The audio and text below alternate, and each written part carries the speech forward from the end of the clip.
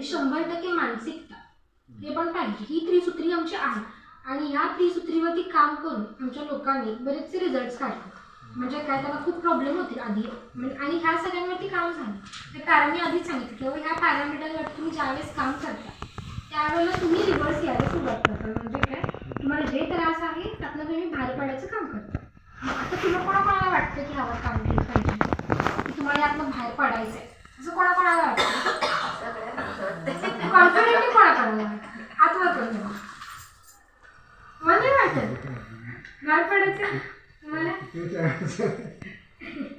अजून विधा मनस्थिती ज्याला ज्याला काम करायचं आहे त्यांना 100% रिझल्ट येतो.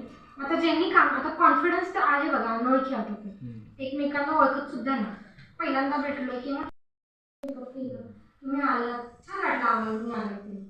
फक्त आता आम्ही इतकं ऐकून घेतलं, वेळ काढून आलात.